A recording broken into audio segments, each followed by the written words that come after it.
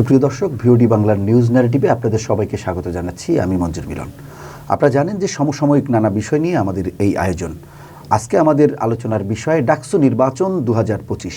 আর এই আলোচনায় আমাদের স্টুডিওতে আমাদের সাথে যুক্ত হয়েছেন সৃজিতা এহসান, যিনি সদস্য পদে লড়ছেন স্বতন্ত্র প্যানেল থেকে। সৃজিতা এহসান, আপনাকে স্বাগত জানাচ্ছি ভিওডি বাংলা স্টুডিওতে।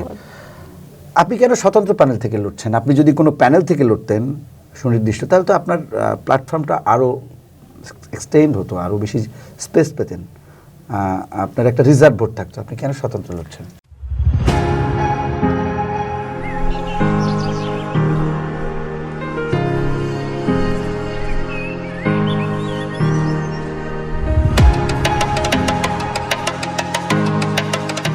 স্বতন্ত্র থেকে লড়ছে কারণ সব প্যানেলের দেখা যায় কিছু সাপোর্টার আছে, আবার কিছু বিপক্ষে লোকও আছে। তো স্বতন্ত্র থেকে দাঁড়ানোর সুবিধা হচ্ছে যে আমি সেই প্যানেলের দলাদলির মধ্যে যাচ্ছি না। তো সেখান থেকে আমি একটা ব্রিদিং স্পেস পাচ্ছি, সব ধরনের মানুষের কাছ থেকে একটা অ্যাক্সেস পাচ্ছি এবং একটা ভোট, মানে একটা ভার্সেটাইল ভোট পাওয়ার। ধন্যবাদ।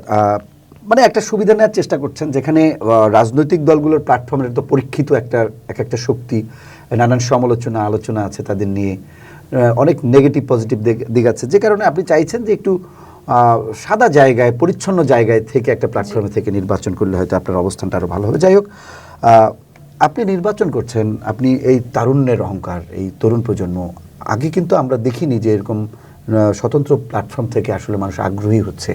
বিভিন্ন, আমরা ঢাকা ইউনিভার্সিটির ডাকসু নির্বাচন আগেও দেখেছি 2019 সালে, তখনও কিন্তু এরকম তরুণদের এত বেশি ইনভলভমেন্ট ছিল না। যারা লেখাপড়ায় ভালো কিংবা একটু পরিচ্ছন্ন চিন্তা করে তারা আসতো না। আপনি আসলে এই মুহূর্তে আসলে কোন চিন্তা থেকে মনে করেছেন যে ডাকসুতে আমার যেতে হবে বা আমি যেতে চাই? আসলে আমরা যদি বিগত কয়েকটা ডাকসুর চিত্র দেখি তাহলে দেখা যায়, আমি শেষ ডাকসু উদাহরণ হিসেবে ব্যবহার করতে চাই, যে 2019 সালে যে ডাকসুটা হয়েছিল তখন ছিল হচ্ছে আওয়ামী লীগের টাইম। তো দেখা যেত তখন দলীয় ওই ছাত্রলীগের বেশ একটা প্রভাব ছিল ক্যাম্পাসে, যার কারণে হচ্ছে সবাই ওই স্বাচ্ছন্দ্যভাবে ওই অংশগ্রহণের সুযোগটা পেত না। এই 2024-এর 5ই আগস্টের পর থেকে জেনজি প্রজন্ম যাকে বলে, তো আমরা দেখা যায় যে আমরা আমাদের মত অনুযায়ী কিংবা নিজের কমফোর্ট স্পেস অনুযায়ী বিভিন্ন জায়গা থেকে কাজ করার সুযোগ পাচ্ছি।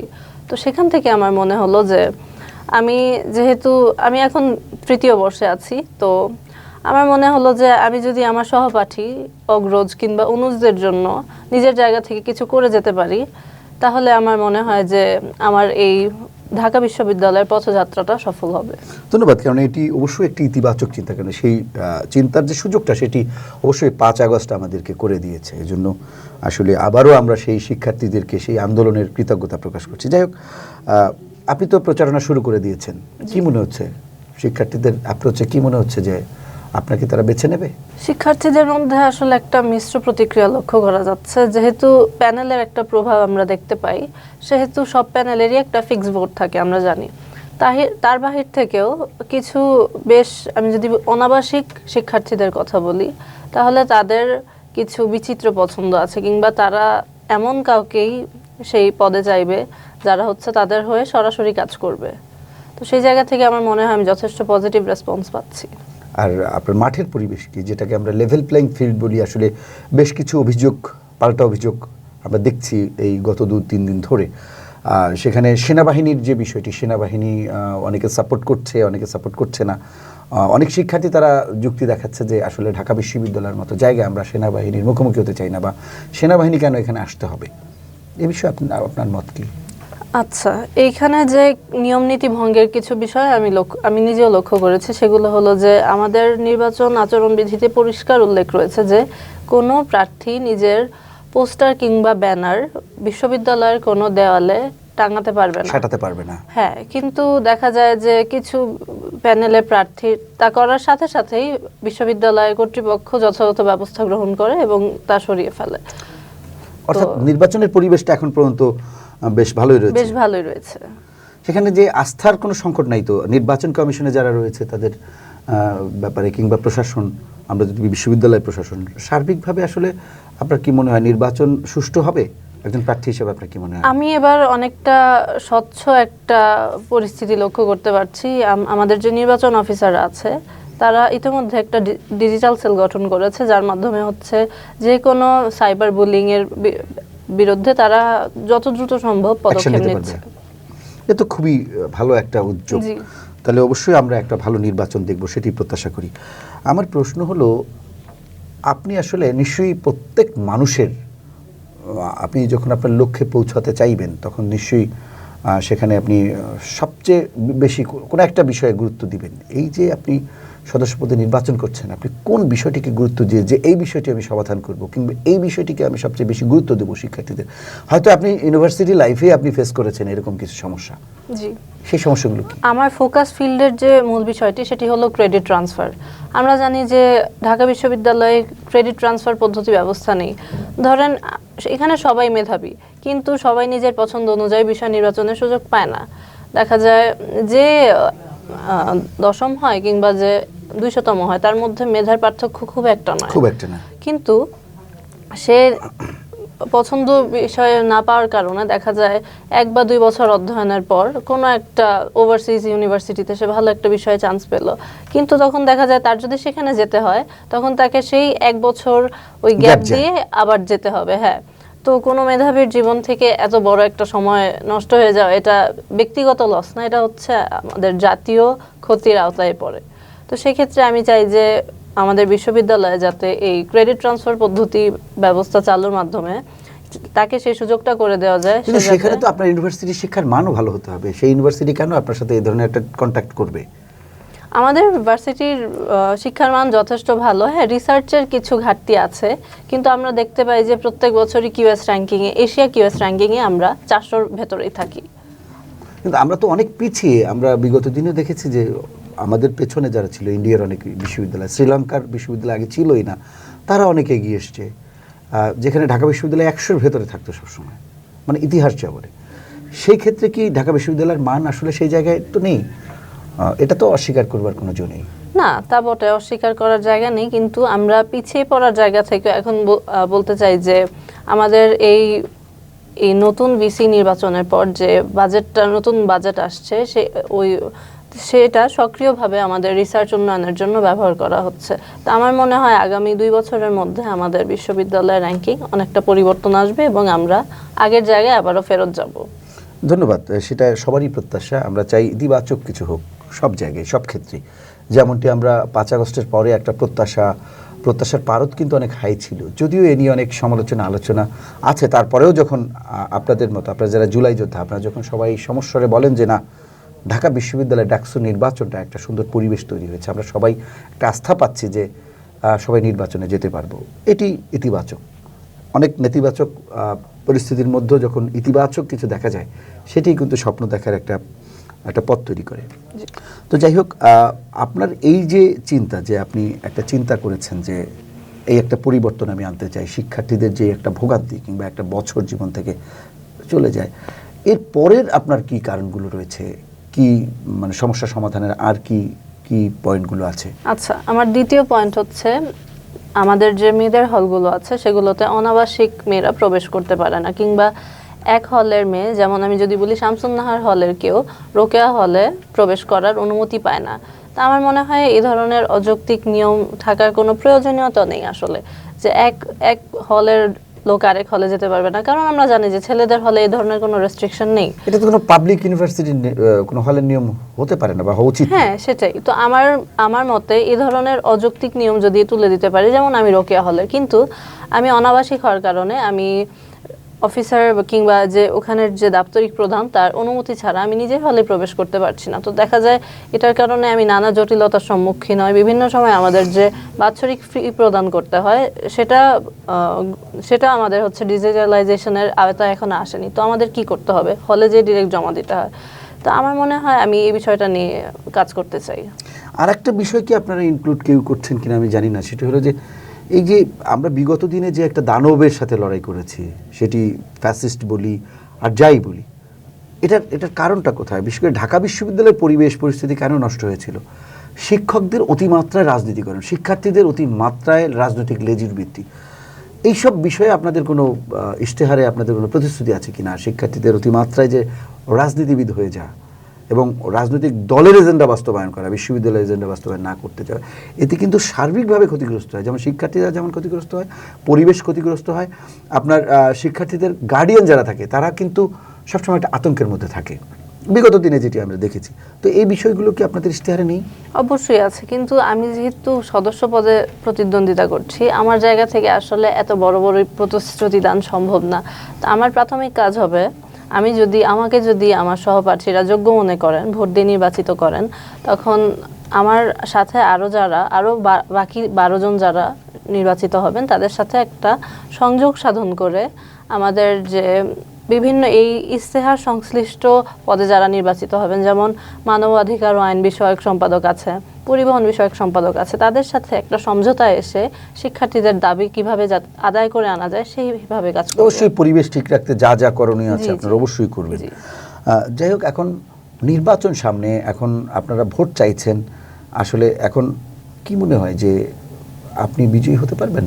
আপনাকে ভোট দিয়ে শিক্ষার্থীরা নির্বাচিত করবে? কি মনে হয় আপনার এখন পর্যন্ত আপনার আশ্বস্ত বা বিশ্বাসের জায়গা কতটুকু তৈরি হয়েছে, কত %? আমার পরিচিতরা কিংবা আমার যারা অগ্রজ বা অনুজ রয়েছেন তারা যদি আমাকে যোগ্য মনে করেন তাহলে তারা আমাকে নির্বাচিত করবেন, আর যদি যোগ্য না মনে করেন তাহলে করবেন না। এখানে আমার হারানোর কিছু নেই। সেটি অবশ্যই, কিন্তু আপনি নির্বাচনে যেহেতু এসছেন, আপনি কেন মনে করছেন শিক্ষার্থীরা আপনাকে ভোট দিয়ে নির্বাচিত করবে? কারণ আমি এখানে কোনো অযৌক্তিক কিংবা অবাস্তব প্রতিশ্রুতি তাদের প্রদান করিনি। আমার পক্ষে যা সম্ভব আমি শুধুমাত্র সেই কথাগুলোই তাদের মাঝে বার্তা হিসেবে ছড়িয়ে দিয়েছি। আচ্ছা, যাই হোক, এখন নির্বাচন তো চলে এসছে বলবো না, এখনও 7-8-9 দিন আছে আপনারা প্রচারণা চালাতে পারবেন। এই প্রচারণা চালানোর শেষে একটা নির্বাচন হবে, সেই নির্বাচনটায় যেই নির্বাচিত হোক, ধরেন আপনি হলেন কিংবা আরেকজন হলো, এই প্যানেল থেকে 5 জন হলো, ওই প্যানেল থেকে 4 জন হলো, হোয়াট এভার ইট ইজ, আপনার প্রত্যাশাটা কি থাকবে? আমার এই প্রত্যাশা, বিজয়ীদের কাছে আপনার প্রত্যাশা কি থাকবে? আমার প্রথম প্রত্যাশা যেটা থাকবে সেটা হচ্ছে শিক্ষার যে অ্যাকচুয়াল পরিবেশ, যার আশা করে দেশের বিভিন্ন প্রান্ত থেকে বিভিন্ন শিক্ষার্থীরা আসে, সেটা যাতে বাস্তবায়িত হয়। মানে এই যে রাজনীতি আর পড়াশোনার যে বিষয়টা, মানে পড়াশোনা যে কারণে বাধাগ্রস্ত হয় রাজনীতির বিভিন্ন বেড়াজালে আবদ্ধ হয়ে, সেটা যাতে সেশন জট তো আছে, আমি বলবো অনেক মেধাবী ছেলেরা কিংবা একটু অর্থনৈতিকভাবে অসচ্ছল যারা আছে, তারা দেখা যায় যে পরিস্থিতি কিংবা সুষ্ঠু পরিস্থিতির অভাবে তারা রাজনীতির সাথে জড়িয়ে পড়ে, তখন দেখা যায় যে এই দুইটা ফিল্ড একত্র হয়ে যায়। তো আমার প্রথম প্রত্যাশা থাকবে যাতে দুইটা ভিন্ন জায়গায় তারা রেখে তারা যাতে তাদের গ্র্যাজুয়েশন কমপ্লিট করতে পারে এবং কোনো মেধাবী যাতে ঝরে না পড়ে। আরেকটি বিষয়, এই ধরুন ঢাকা বিশ্ববিদ্যালয়ের অসংখ্য বেকার যুবক ঘুরছে, কিন্তু যেটি আসলে হওয়ার কথা না। মেধাবী স্টুডেন্ট তারা যখন বেকার হয়ে ঘুরতে থাকেন চাকরির অভাবে, কিংবা আরও অনেকগুলো কারণ আছে বেকার হওয়ার, কারণ অনেকে শুধুমাত্র আপনার প্রশাসনে যেতে চায়, প্রশাসন ক্যাডার হতে চায়, কেউ আপনার মানে ক্যাডার হতে চায়, এক কথায় মানে সরকারি চাকরি কিংবা পুলিশ ক্যাডার, এরকম 2-3টি ক্যাডার আছে যেখানে ঢোকার জন্য খুব ব্যস্ত হয়ে যায়। আর কিছু আছেন যারা হয়তো যাদের ওইরকম অবস্থা থাকে না উদ্যোক্তা হওয়ার। একটা সময় ছিল ঢাকা বিশ্ববিদ্যালয় থেকে উদ্যোক্তা হতো, ঢাকা বিশ্ববিদ্যালয় থেকে শিক্ষক তৈরি হতো, প্রশাসন ক্যাডার তৈরি হতো, পুলিশ ক্যাডার তৈরি হতো, ব্যবসা বাণিজ্যের প্রত্যেকটি সেক্টরেই তাদের অবস্থান ছিল। এখন দেখুন যারাই শক্ত অবস্থানে আছে, ভালো অবস্থানে আছে, ব্যবসায়ী বলেন বা বিভিন্ন সেক্টরে, দেখবেন যে এদের ব্যাকগ্রাউন্ড ঢাকা বিশ্ববিদ্যালয়। তো এখন কেন এটি হচ্ছে না? এখন কেন এটি হচ্ছে না? এখন তাহলে পার্থক্যটি কোথায়? কি কারণ আপনার কি মনে হয়? এখানে আপনার কথাই ধার করে বলি যে আপনি কিছুক্ষণ আগে বললেন যে আমাদের কিউএস র্যাঙ্কিং আগে 100-র মধ্যে ছিল, যেটা এখন নেমে 350-র মধ্যে চলে এসেছে। তো আমার মনে হয় আমাদের যে ক্যারিয়ার ডেভেলপমেন্ট বেস যে কোর্স বা স্কিলস, ওগুলো আসলে কর্মমুখী শিক্ষা, আমরা যেটা কর্মমুখী শিক্ষাগুলো আসলে আমাদের কোর্সে ইনক্লুড করা হয় না। দেখা যায় ম্যাক্সিমাম ডিপার্টমেন্টেই আপনার সেই 10-20 বছর আগের সিলেবাসই পড়ানো হয়। ওই সিলেবাস চেঞ্জ না করানোর কারণে, কারণ এখন আমরা জানি এখন হচ্ছে ডিজিটাল যুগ, তো আমাদের মার্কেটিং কিংবা আপনার ওয়েব ডিজাইনিং, গ্রাফিক ডিজাইনিং, এইসব রিলেটেড কোর্স যদি বিভিন্ন ডিপার্টমেন্টে বাধ্যতামূলক করা যায়, তখন দেখা যাবে যে তারা অ্যাকচুয়ালি ওই খাতা কলমের স্টুডেন্ট না থেকে তারা স্কিল ডেভেলপমেন্টের সুযোগ পাচ্ছে। তখন দেখা যাবে এই বেকারত্ব কিছুটা কমে আসবে। কারণ আমরা জানি যে আমাদের দেশে প্রচুর রেমিটেন্স যোদ্ধা রয়েছে, তারা হচ্ছে ফ্রিল্যান্সিংয়ের মাধ্যমে আমাদের প্রত্যেক বছরই দেখা যায় রেমিটেন্সের প্রবৃদ্ধি বেড়েই চলছে। তো আমার মনে হয় যে এখান থেকে প্রশাসনের কিছু পদক্ষেপ নেওয়ার প্রয়োজন রয়েছে। তা আপনার কি মনে হয় যে আপনারা নির্বাচিত হলে এই বিষয়গুলো নিয়ে কাজ করা উচিত কিনা? অবশ্যই। এখানে শুধুমাত্র যে কর্মমুখী শিক্ষা তা নয়, কর্মমুখী শিক্ষার বাইরেও আপনার ডিপার্টমেন্টাল ওয়াইজ কিংবা হল বেসিস কিছু কর্মমুখী শিক্ষা তো থাকতে পারে, আপনার ডাকসুরি থাকতে পারে কিনা? যে আপনি একটা শিক্ষার্থী যখন তার ক্যারিয়ার গড়ার চেষ্টায় ব্যস্ত থাকে, তখন যখন ইউনিভার্সিটিতে অনেক অস্থিরতা থাকে, একদিকে সে পড়ার পরিস্থিতি পাচ্ছে না, পরিবেশ পাচ্ছে না, অন্যদিকে হলে গিয়েও সে সেই পরিবেশটা পাচ্ছে না, সে কোনো রাজনৈতিক একটা বেড়াজাল। সুতরাং তার মধ্যে একটা অস্থিরতা, তারপরে একটা কি বলে এটাকে, একটা হতাশা কাজ করে। এই হতাশা থেকে দেখা যায় যে সে নেশায় জড়িয়ে যেতে পারে কিংবা অন্য যে কোনো ধরনের ক্রাইমের সাথে একসময় রাজনীতিতে জড়িয়ে যেতে পারে এই হতাশা থেকে। কিন্তু আপনি যদি তাকে সুন্দর একটা পরিবেশ দেন বিশ্ববিদ্যালয়ে, এরপরে আপনি হলে যদি সুন্দর একটা পরিবেশ দেন এবং তার যে একটা অলস সময় যেটা ক্লাস করার পরে, সেই সময়টায় আপনি যদি ডাকসু উদ্যোগে আপনার বিভিন্ন এনজিও, বিভিন্ন ধরনের অর্গানাইজেশনকে অ্যাড করে যদি তাদেরকে বিভিন্ন ধরনের ট্রেনিং দিতে পারেন, গান শেখাতে পারেন, নাচ শেখাতে পারেন, এগুলো যদি করা হয়, তাহলে কিন্তু তার একটা প্র্যাকটিক্যাল এক্সপিরিয়েন্স, তার শিক্ষা জীবন শেষ হওয়ার আগেই কিন্তু তার একটা তার কিন্তু একটা লক্ষ্য নির্ধারণ হয়ে যেতে পারে। আমি আপনার সাথে সহমত। এই বিষয়গুলো আপনারা চিন্তা করছেন কিনা বা করবেন কিনা ভবিষ্যতে? জি জি, আমি আপনার সাথে সহমত পোষণ করছি। হ্যাঁ, আমরা ইতিমধ্যে দেখতে পাই যে এই ধরনের ব্যবস্থা আসলে গ্রহণ করা হয়েছে। আমরা বিভিন্ন কোম্পানি স্পন্সর পাচ্ছি, বা প্রত্যেক বছরই আসলে একটা ক্যারিয়ার ফেয়ার হয় আমাদের, যেখানে হচ্ছে বিভিন্ন মাল্টিন্যাশনাল কোম্পানি আমাদেরকে ইন্টার্নশিপের সুযোগ করে দেয়, এবং যাদের দেখা যায় এক্সট্রা কারিকুলার অ্যাক্টিভিটিস ভালো, তাদের হচ্ছে ইন্টার্ন হিসেবে নেওয়া হয়, এবং একটা সার্টেন পিরিয়ডের পর তারা হচ্ছে ওই কোম্পানিতে কিংবা আরও কাছাকাছি ভালো কোম্পানিতে জয়েন করার সুযোগ পায়। ধন্যবাদ। আমরা আলোচনার শেষ পর্যায়ে আপনি বলবেন যে নির্বাচনকে সামনে রেখে আপনার রিটার্নিং কার্যালয় অর্থাৎ নির্বাচন কমিশন, প্রশাসন, বিশ্ববিদ্যালয় প্লাস আপনার ভোটার, তাদের উদ্দেশ্যে আপনি কি বলবেন?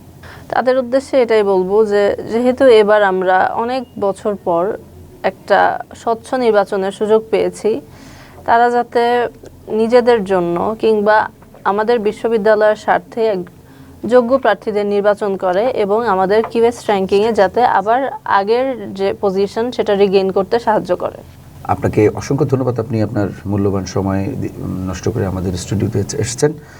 আশা করি ভবিষ্যতে আপনাকে পাবো, আর আপনার জন্য শুভকামনা তো রইলই। ধন্যবাদ। সুপ্রিয় দর্শক, প্রত্যেক প্রার্থী কিন্তু বলছেন যে নির্বাচনের আচরণবিধি যা রয়েছে এটি ভঙ্গ হচ্ছে, কিন্তু আবার ব্যবস্থাও নেওয়া হচ্ছে। অর্থাৎ একটা প্রত্যাশিত পরিবেশের যে একটা আকাঙ্ক্ষা ছিল সেটি কিন্তু হচ্ছে বা হবে, সেই প্রত্যাশাই তারা করছেন। এবং পাশাপাশি তারা সবাই চাইছেন যে একটা পরিবর্তন হোক ডাকসু নির্বাচনের মধ্য দিয়ে। অর্থাৎ 5 আগস্টের পর স্বভাবতই একটি পরিবর্তন হয়েছে এবং এই ডাকসু নির্বাচনের মধ্য দিয়ে সেটি অব্যাহত তো থাকবেই, পাশাপাশি তারা চাইছে ঢাকা বিশ্ববিদ্যালয়ের আগের গৌরব যেন ফিরে আসে এবং ঢাকা বিশ্ববিদ্যালয় যেন বাংলাদেশের রাজনীতি, সমাজনীতি সহ বিভিন্ন সেক্টরে আবারও নতুন করে ঘুরে দাঁড়াতে পারে। আমাদের সবার প্রত্যাশা সেটি। আমরাও আশা করি যে ডাকসু নির্বাচনের মধ্য দিয়ে আমাদের ডাকসু থেকে একটি নতুন প্রজন্ম তারা আরেকটি পরিবর্তনের ডাক দেবেন। সবাই ভালো থাকেন, সুস্থ থাকেন, নিরাপদে থাকেন। ধন্যবাদ।